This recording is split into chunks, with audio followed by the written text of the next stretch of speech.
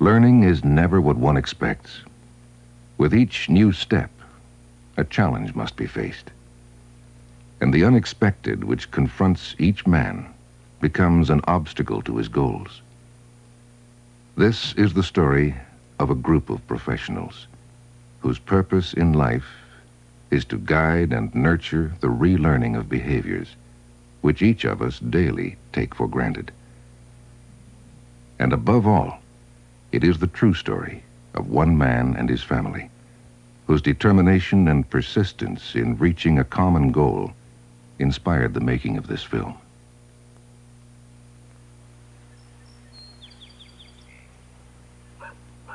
The snows which once blanketed the Ottawa landscape had vanished. It was one of those balmy spring days when the warmth of the evening hours invited work in the garden. For Major Ronald Fisher, MD, it provides a rare and pleasant diversion from the day's work. This is Tuesday, May 4th.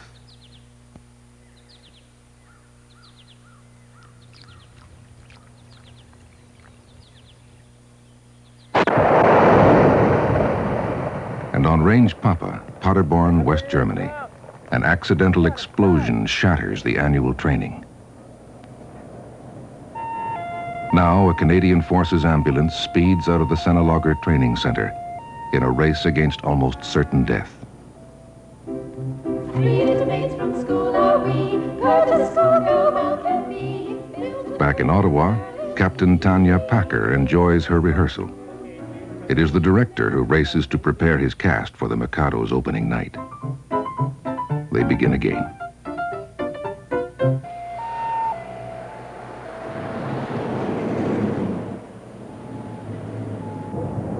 In Germany, the ambulance is ending its journey. A call has prepared the staff at St. Vincent's Hospital for its arrival.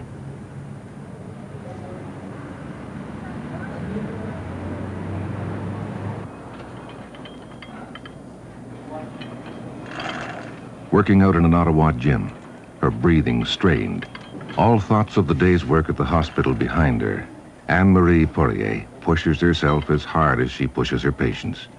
She is oblivious to the events occurring in Germany. Wheeled into the emergency room, eyes open, yet breathing through a hole in his trachea, Warrant Officer Serge Millen watches. Da ist ein kanadischer Soldat. Ja, der hat die Hände abgerissen. Los, runterkommen lassen. Ja, alles klar, danke. He has remained conscious since the moment of the explosion, but cannot speak because of the wound which now supplies his body with life-giving oxygen. The German medical staff works speedily, preparing him for the immediate surgery which must deal with the 10 wounds to his neck, 10 or so in the abdomen, and the 5 or 6 in the anterior thorax. And the fact that his hands, the hands which clasped the grenade to his body in a final effort to save his comrades, remain scattered over 20 meters of Range Papa. Memories merge.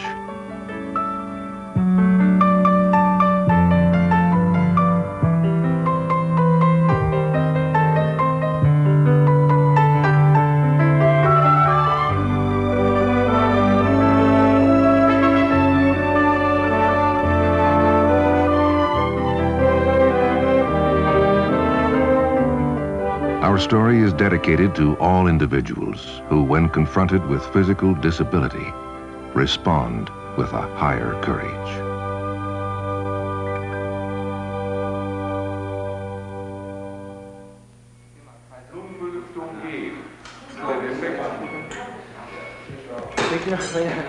We are now 2 hours into the surgery, which will last for 6.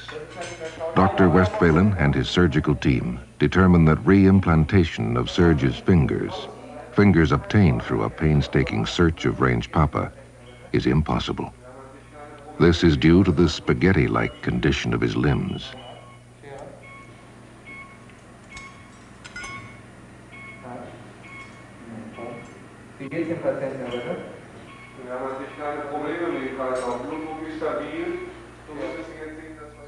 It is May 20th, 3 weeks since the surgery, and Serge has been transferred to Ottawa's National Defense Medical Center.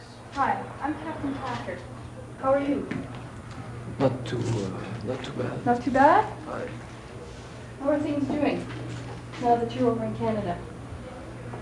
I'm not sure. You're not sure? I should tell you who I am. I'm Captain Packer, Tanya Packer. I'm the occupational therapist here at NDMC. You're going to be seeing a lot of us down in the OT department.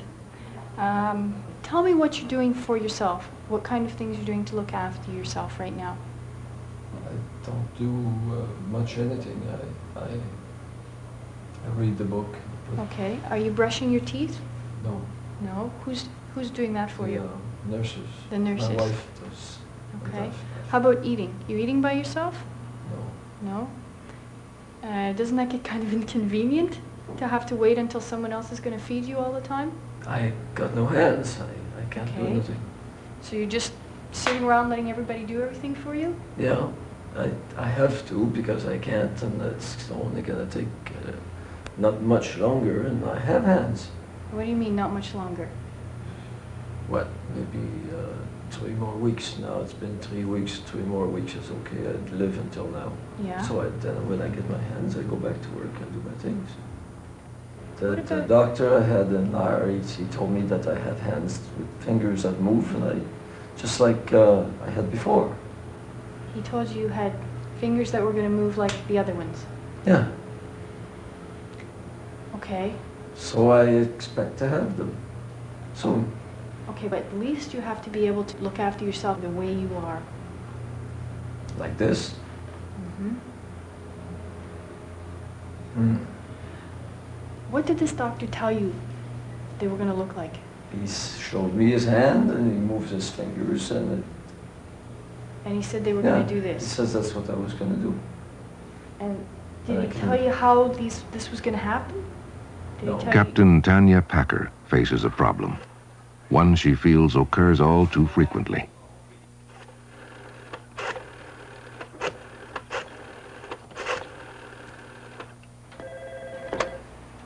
Good morning, Dr. Fisher's office. She turns to Ron Fisher, NDMC's head of rehabilitation medicine, for guidance. Dr. Fisher, it's Tanya Packer.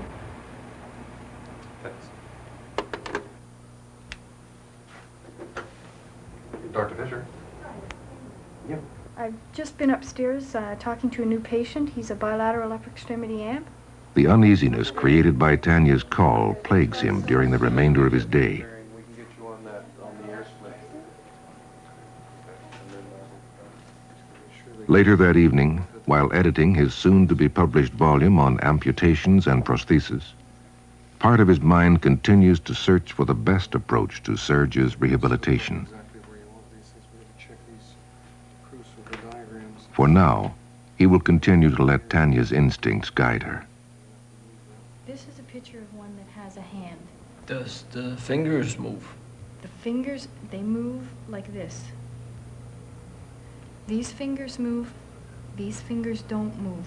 That's not what the doctor told me. I know, but this is what a hand looks like. That's not what my hands look like. No way. Okay, what? No. What? I want. The doctor told me I'm supposed to move all the fingers. It would be There's really no way nice. that I can just go like you do there with your. It would be really nice to move all the fingers, but we don't have anything with all the fingers that move. How about in another place? If you don't have it in the army, we go Civvy Street and find something.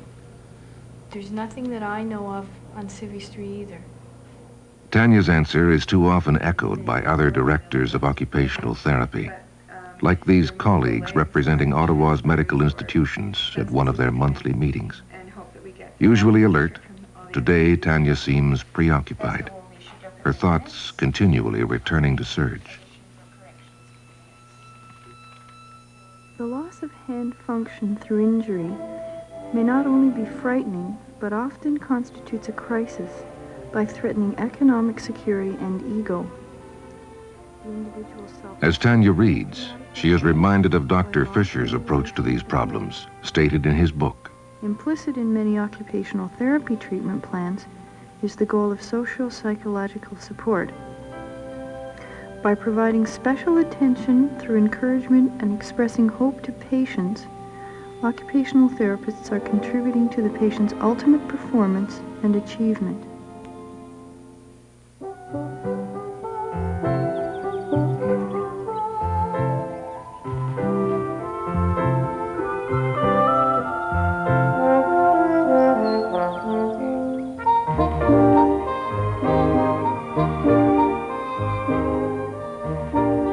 As Fisher and his team contemplate ways to provide Serge with encouragement as well as new skills, Serge himself is busy providing encouragement for his wife, Judy.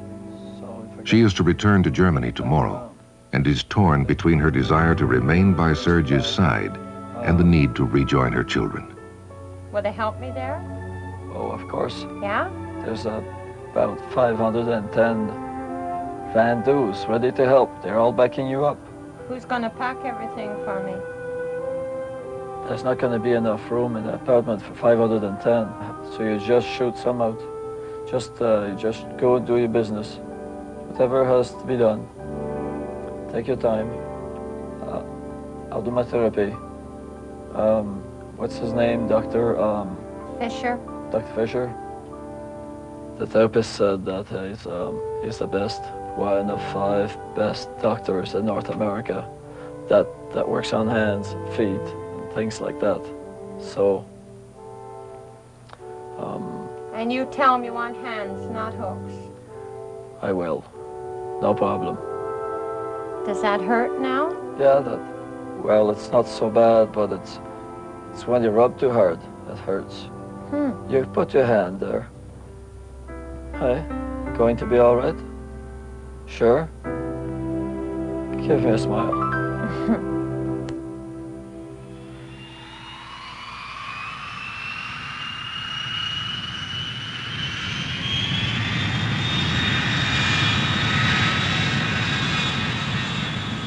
Their farewell spoken, Judy must now face the task of moving the family back to Canada.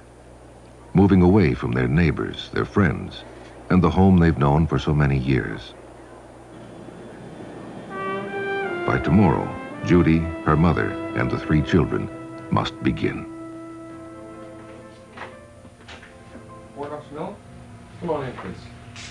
Serge is learning about the limitations of his forthcoming prosthesis, but is more inquisitive than ever about this new technology. He hopes that his first meeting with Dr. Fisher will give him that knowledge. Instead, it is Fisher who begins to probe, seeking information which will assist him in understanding his new patient. I applied pressure on the grenade handle when I was picking it up. It just started to shake. It was just vibrating like the thunder. So my hand lifted, my other hand came over, and I tried to overcome it. And I pushed with all my might, all that I could, because I felt there was so many people around me. Yeah, sure. Okay. And what's the first thing you remember after the accident? After this, I remember that the other warrant that was in the trench with me, I heard them yell, wrap him up in blankets, wrap him up in blankets. And that's the last thing that I heard, and then there was a whistle and everything was gone. Okay. How are your arms feeling now? Well, they hurt most of the time. I feel like there's ice cubes inside my hands, and it feels like my fingers is tied around the ice cube that's freezing all the time. Yeah, that's a pretty common sensation after you've had a traumatic type of amputation like this. You still feel all your fingers? Yeah. Yeah, both hands? They're all there. Yeah, okay. And the other thing, when I get hurt on one side, it feels the same on the other side. Okay.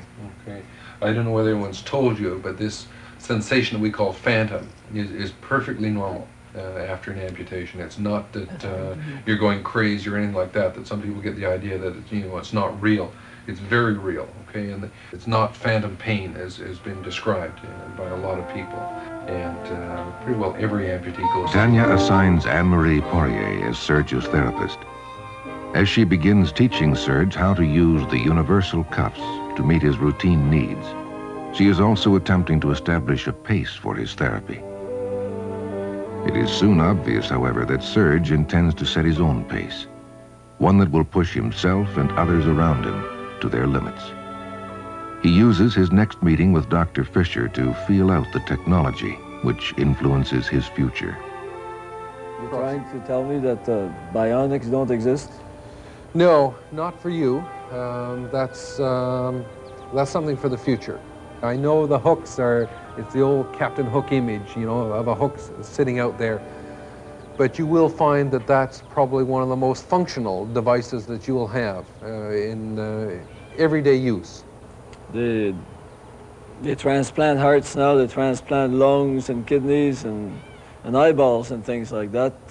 Sure. What's wrong with having a perfectly good arm from a person that just had a car accident? As of right now, we don't have any routine procedure where we can take another arm and put it onto the end of your residual limb and say, you know, there it is, there it functions. Sometimes we read in magazines, books about robots. Like yes. They have computerized robots. Right. Somebody has put his hand in a pair of hands there, and he moves things around, and maybe 10, 15 feet on the other side of a plate glass, you see the other hands that do the same job that he's yes. doing here. Sure, sure. This is the concept of manipulators. And it's real and it's present. There are still a lot of problems, and it's a lot of it, of course, is in the research stage. And I'm sure that one day, yes, we'll be able to do exactly that. One day? What do you mean by one day? Well, that's something in the future. It depends on how much money, how much research money is put into this sort of development, how many people are interested, and how many people like yourself as consumers keep bugging us to do something better.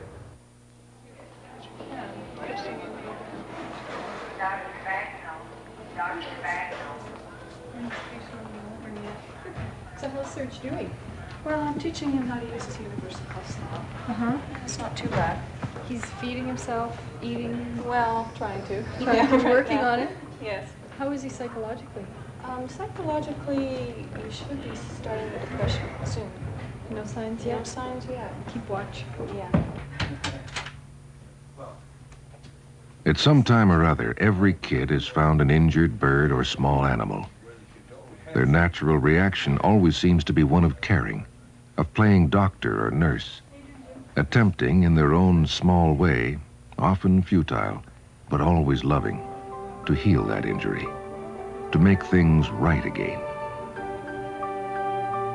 All of those kids grow up, but luckily for us, a few of them grow outward and retain the most precious of those childlike qualities.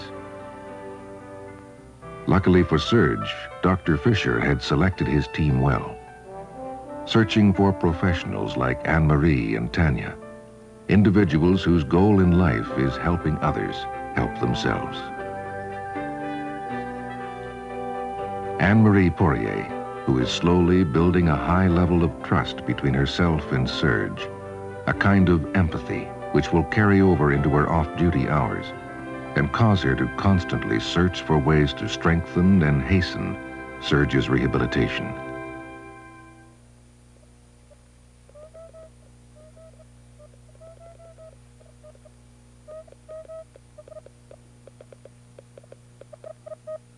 Have you ever caught yourself thinking, I must now command my flexor carpi radialis to reach out for that Big Mac? Serge can, repeatedly. And through biofeedback, Anne-Marie is slowly teaching Serge to control each set of muscles needed to make a myoelectric hand open and close. His reward for success? No, not the taste of tender beef, but hitting the 10 microvolt mark and hearing a beep.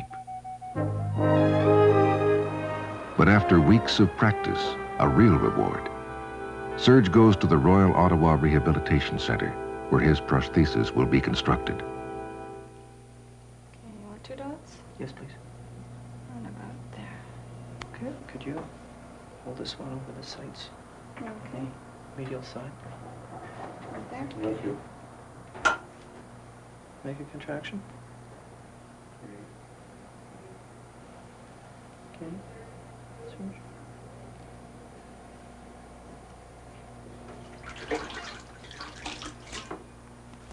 Just be another couple of minutes before it is set up, and then we'll just slip them off. We don't have to cut them, just slide them off. Yeah, we need about 3 layers of this on here. Bending it a bit. See when it pulls in there?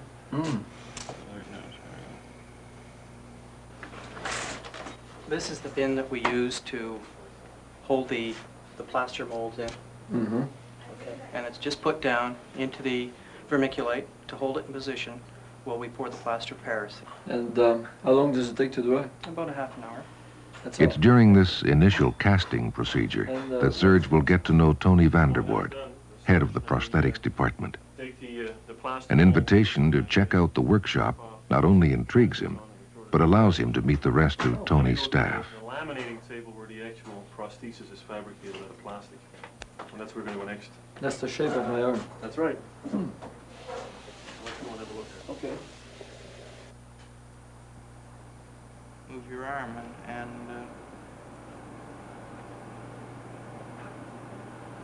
Just we like try not to- fiberglass on cars.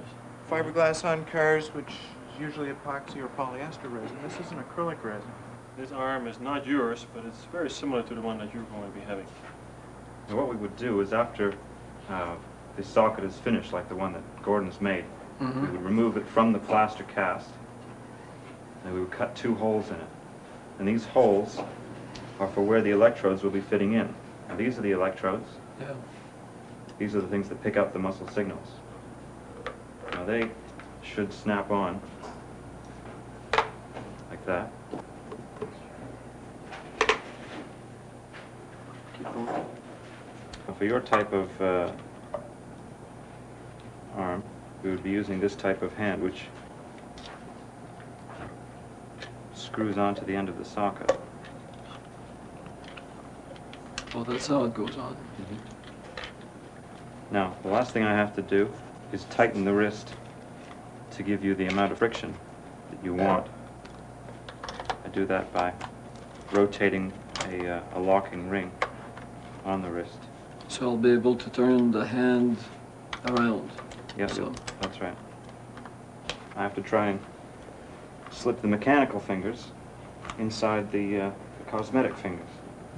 Oh, yeah. And remember, there are only 3 mechanical fingers as opposed to the 5 that you see here. Okay, Serge, we're going to find out how good you are now in controlling your muscles. And in order to prove that, is we're going to hook up your muscles onto that car that you see over there, and you can control it by yourself, backwards and forwards. All right, John, I'm having this one here. You should be able to move the car forward. Childlike excitement builds There we go. that's as Serge flexes his muscles, causing the car to race around the workshop.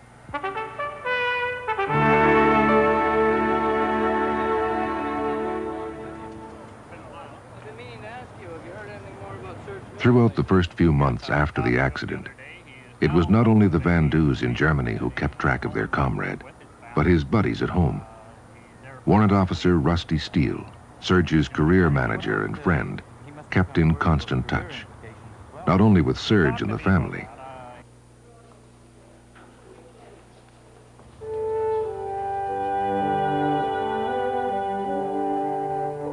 Okay, I'll pass the message along. Bye. Serge, that was Rusty. Call him when you have a chance, okay? What do you have to say? Just want to know how you were, that's all. That's all. Tanya watches Serge struggle. He is concerned only with the immediate task and is increasingly unaware of the frustration he's causing among the staff as he tries over and over and over.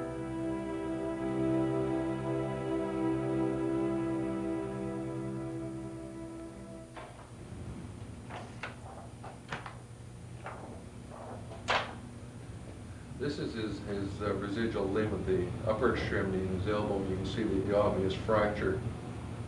So is this where they put the plate on? And Yeah, what they've done, I guess it's probably better on this view, they've tried to pull these 2 fragments down and together, plated on both sides, and then a screw through for fixation from both sides. Okay, well, let's have a look at... Rehabilitation is never the job of only one individual. It requires the teamwork of professionals from many disciplines.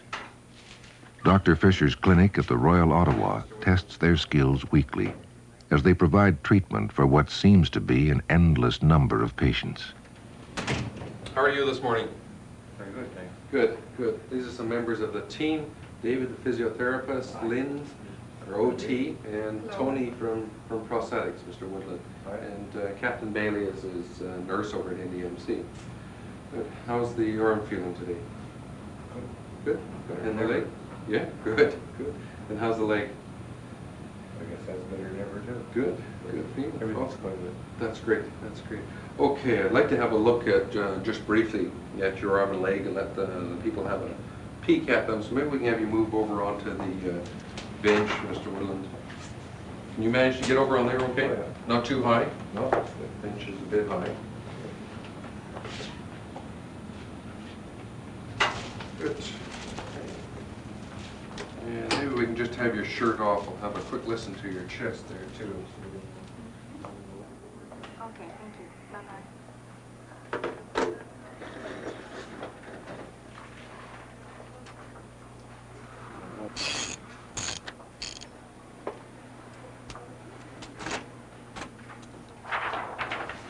By the way, Tony, how's Serge's miles? Well, they're ready now, and he should be coming in tomorrow to pick them up. Great, great. A red letter day. Yes, sir. Good, good. Are you ready, Pierre? Yeah. Here we go. Take that gear here. Give us a smile. Good morning, smile. Thank you, Gilbert.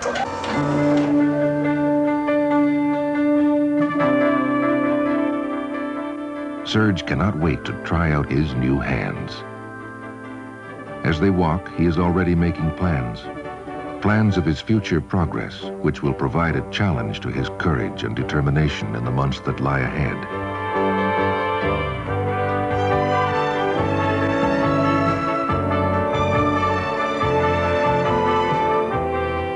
Andre, his oldest son, shares in his father's challenge.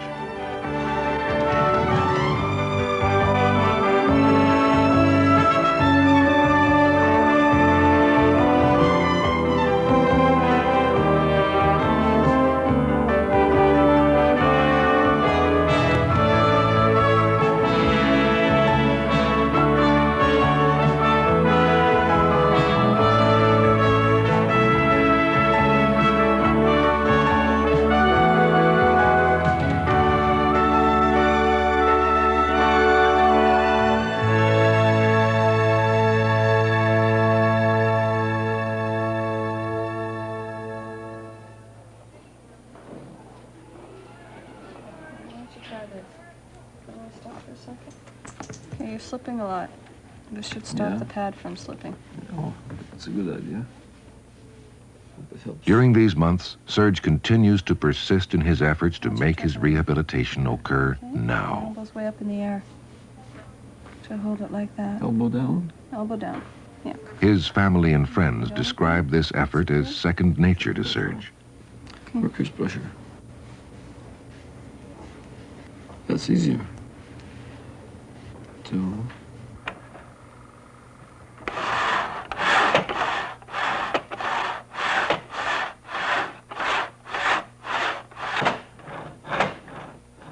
Well done. Good.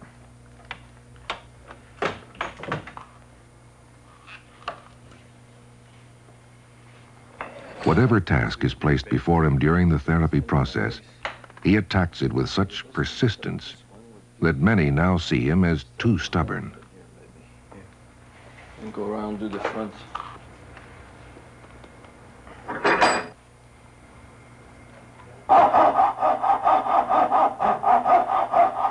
getting good movement in your shoulder anyway. That's good. Take a break, or did you? Well, I Or do you thought want that to would be continue? easy Yeah. to cut it that way.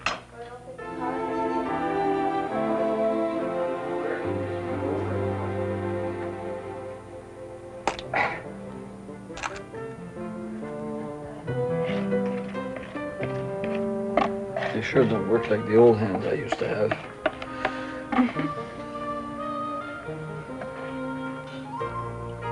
I think you're looking good. Yeah.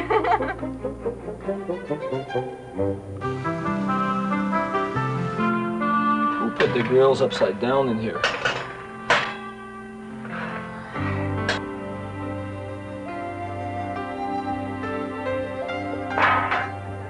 Oh, sir! Oh, big whisk!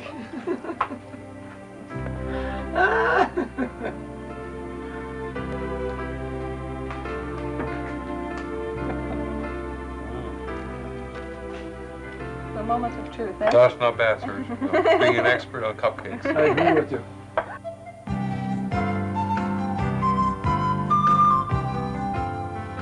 Doggedly determined. The strain shows as he labors to complete what to any of us would seem the simplest of tasks, the building of a basement shelf.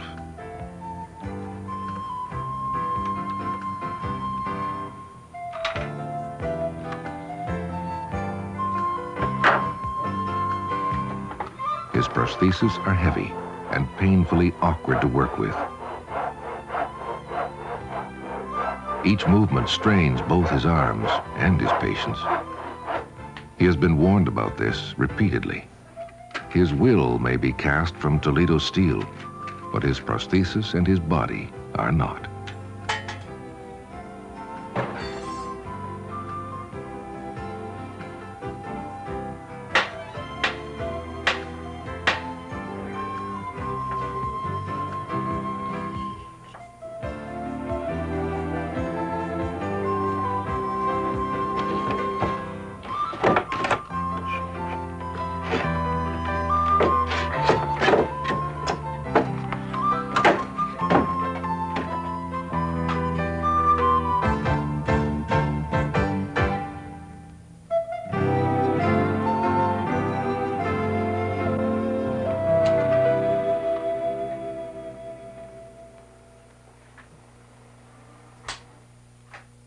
This time, Serge.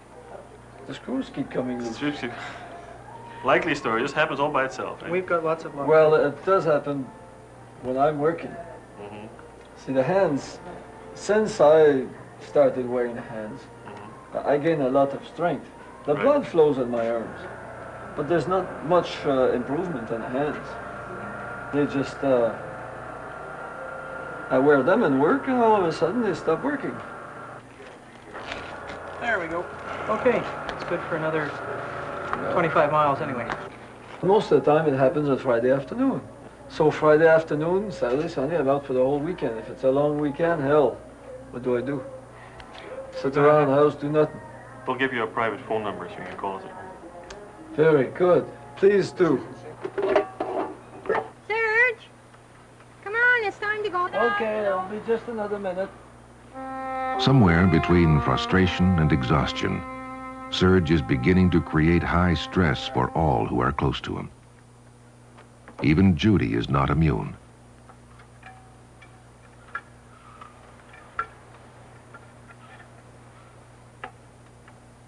It is August, only 3 months since the accident, and Serge's body and therapists and family are all screaming, "Stop." Serge is here all the time. I wish he was home a little more. Yeah. I'm not used to being alone so much. It's a new place. We had to come in a real hurry. I don't know anybody hardly. And my friends aren't here. My friends are in Germany. So you feel like you've... I have nobody to... I can talk to him, and I know he listens, but I'm not sure if it's... if he realizes that I'm very lonely. You know, I wait for a letter every day. That's one of the main points of my day, to get some communication. So you feel isolated? That kind of thing? Yes, kind of. Because it was so quick. One day you're on one side of the ocean, the next day you're on the other. Are you starting to fit into the neighborhood, or? Not really, no. My friends aren't here yet.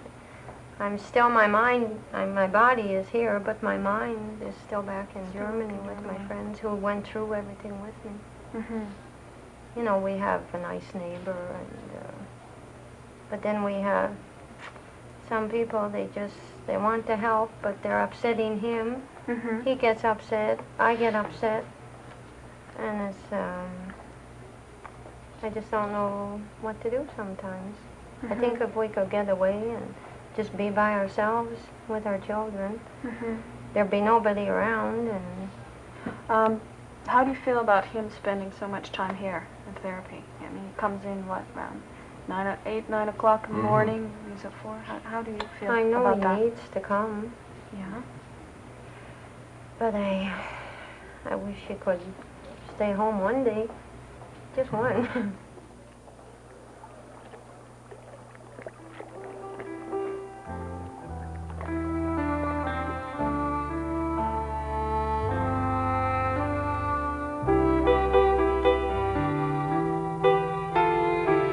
Serge makes the decision easily. Therapy may be a full-time job, but Judy and the children must always come first. And so, one late summer evening, Serge, Judy, Carolyn, and Dwayne begin. Together, they stroll along the Rideau Canal.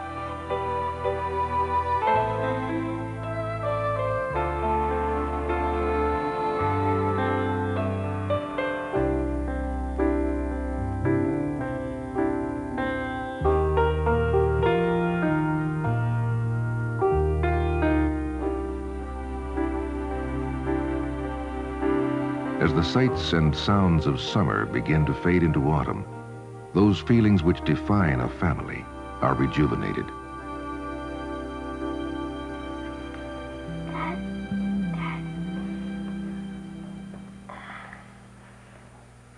Yeah? I got some coffee for you. You brought me some coffee? Yeah. Oh, thank you, Dwayne. Okay, bring it to my hook here. Bring it down. Ah, there, I got it. Thank you, Dwayne.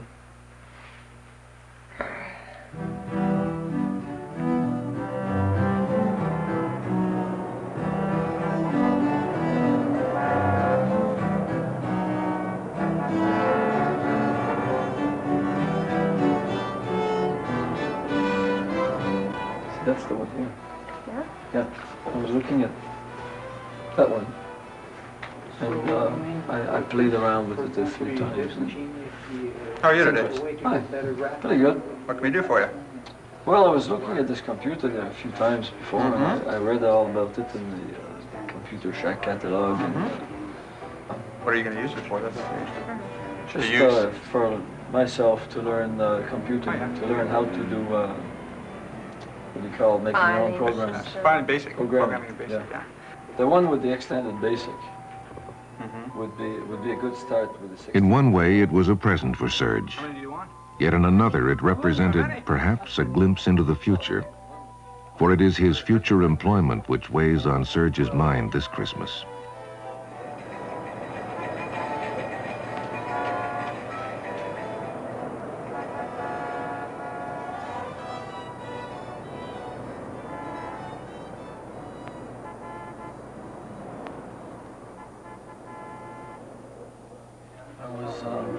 Early in the new year, he speaks with his friend and advisor, Rusty Steele. If the Army does push me out, I'll accept. Right. I'll be glad. Right, yeah. And, well, there's not much that I can do with my hands anymore, so I'll have to switch from hands to brains. Right, agreed. And the only way to do that would be to go to school. Oh, beautiful. Thank you. That looks good. Excuse me. There you are. Would you like mustard? No, Get your pork up? No, that's good. No? Thank you. Enjoy your meal. Good appetit. Thank you. Danke. Do you intend to go to community college or university or anything like that? Is that in your future plan? Well, I'd like to go into computer maybe. Computer at home that you play around with? Mm-hmm. You know? I've been working, well, I've had it only for about 5 weeks now. Right, yeah. Well, you And programming? I started writing small programs. That's what I enjoy, is the programming mostly. Right. Like this, you see computers are coming in the world all the time. Right. And they're talking about people having computer literacy.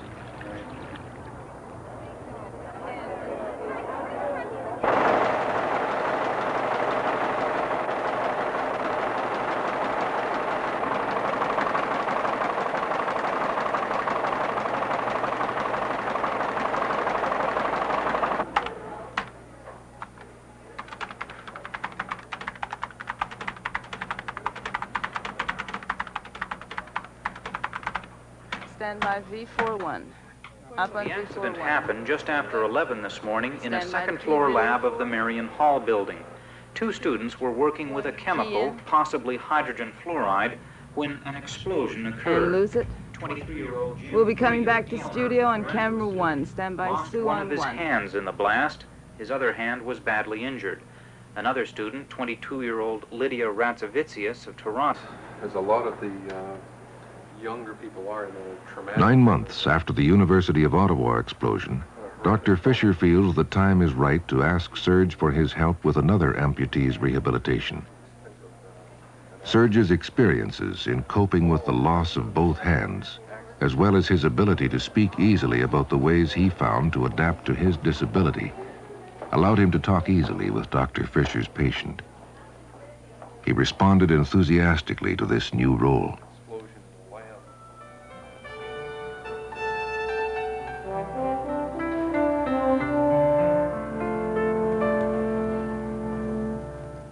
I'm just preparing the report on this. These are the things I was thinking of including. The insoles that we've been making. Do you remember if that was on last year's agenda? I think it might have been a preliminary discussion, but I'll put it on again, tell them we're doing it. Yeah, okay. yeah, so everybody's included. And, okay, that's all I wanted from that. Okay. You were over with Serge the other day with a new patient. How'd it go? Yeah, good. Good. Yeah? Yeah, I think it's going to turn out excellent, both for Serge and the other patient. I think he's an excellent person to do that sort of thing. Hopefully he sticks Comes around the area. across, yeah. Excellent Is he opportunity. good with other patients? Does he give them a good feel of what it's Oh like? yeah, he's so gung-ho about the whole thing that and that comes across, particularly a young kid like that. I think it's hopefully he sticks around the area so we can use him for that sort We'll of have thing. him working and no time flies. Yeah, Just yeah, keep him that's busy right. forever. That's right. But the big advertising, the people that were telling you the most about their companies. Serge? Yeah. Serge, Yeah? porch house. Oh! Hope they're all right. I bet you burnt them. Oh, come on. You're too healthy.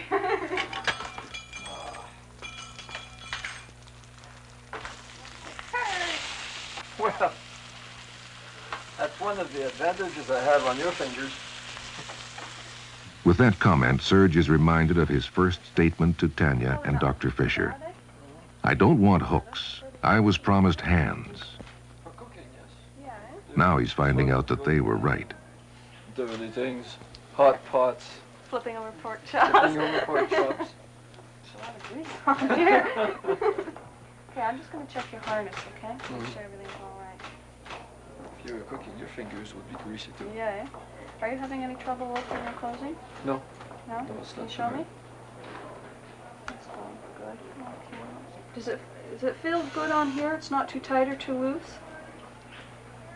That's okay. It's okay? All right. The reins in the right place. Okay. It's not digging in anywhere? Getting any Well, red it's spots? digging in, but I just have to get used to it. Yeah, it's not too much, eh? No,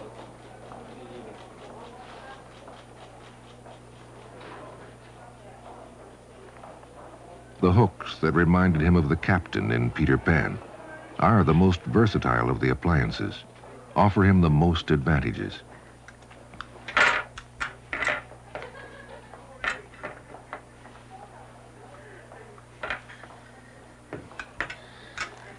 it's supposed to be easy. He cooked with ease, but now eats with a bit more difficulty. Still, it's not bad for the first day, the first time he has used his hooks.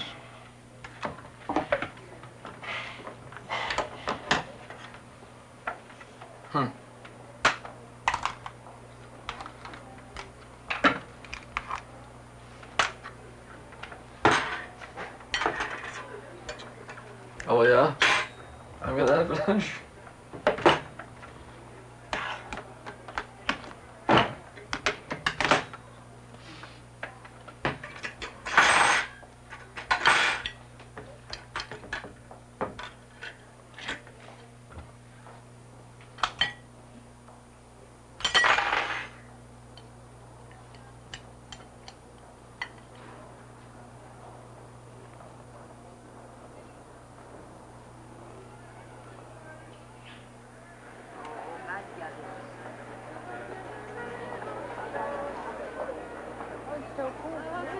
Almost a year has passed since the accident. And on a weekend in early summer, Serge and the family return to his home, Quebec City. Though the main purpose of the trip is to visit his sister Catherine and her husband Laurent, they begin by playing tourist, wandering through the crowded and picturesque streets. It becomes almost a celebration of life. No longer conscious of any stares from passers-by in the streets, Serge is enjoying himself and others, and knows inwardly that his rehabilitation is almost complete.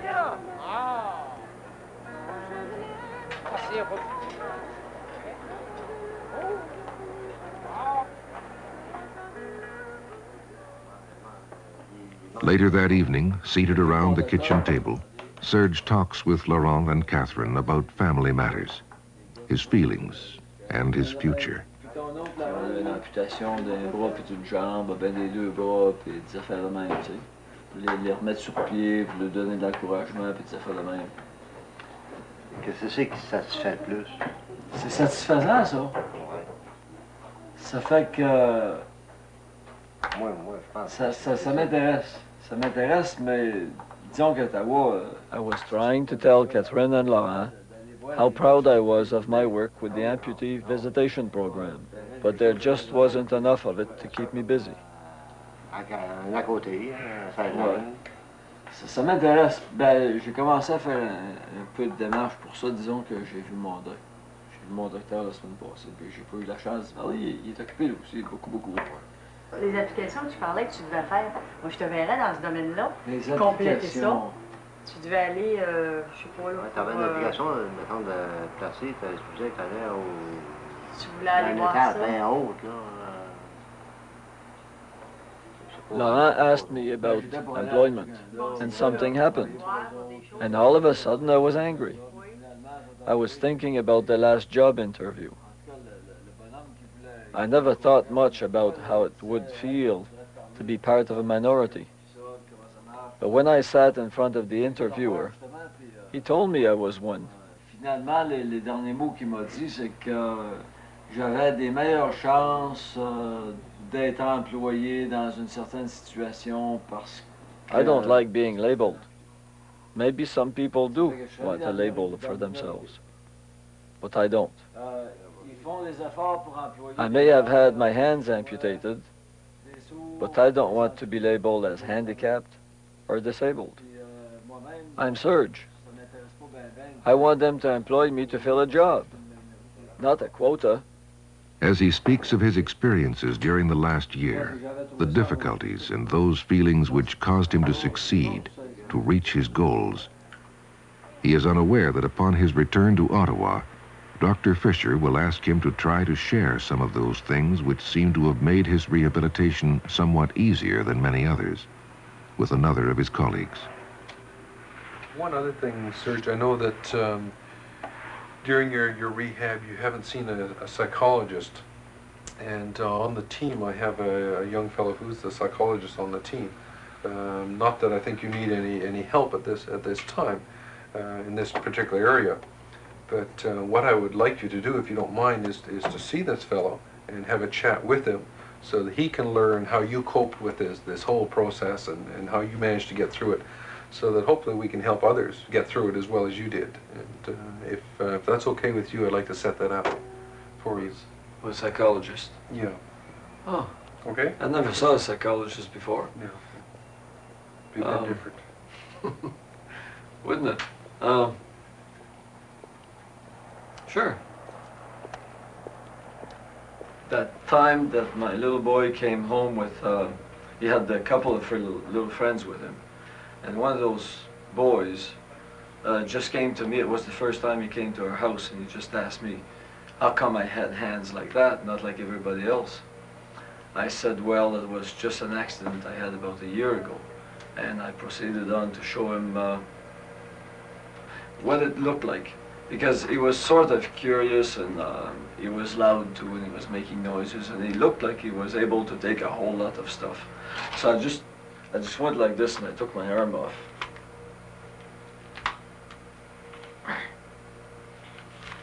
I just went like this, and I said, well, that's the hand that I have there.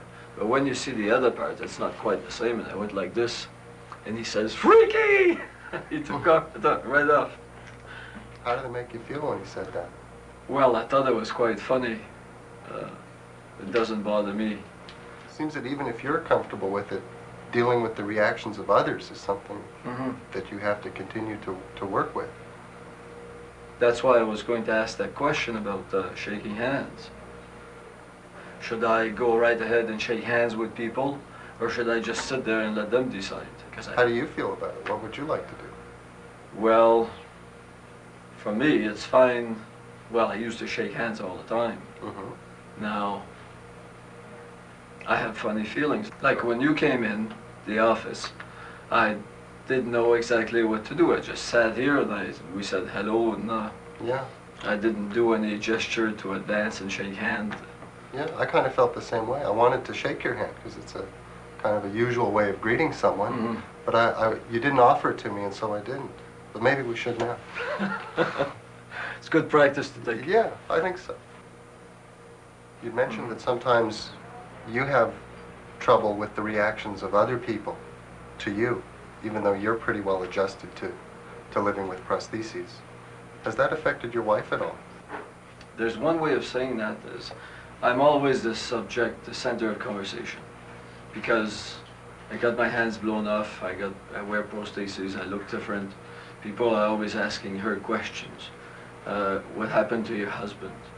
What happened to your husband? That's what she does all she does in her life is answer questions. That's with new people. After we've met the people for a while, it's fine. So she went to get a job, and she decided this time, we talked together and we decided, well, maybe you shouldn't mention it where you're going to work. And she talked to the lawyer that hired her, and she mentioned it to him. But she asked him also not to mention it to the other girls, just to see how life would be without talking about me all the time. And she can talk about everything that's normal in life without having to talk about me. And it does help.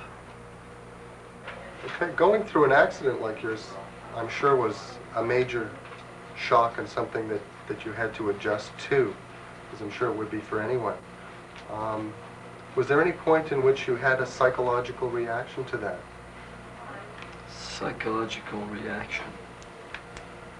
Meaning?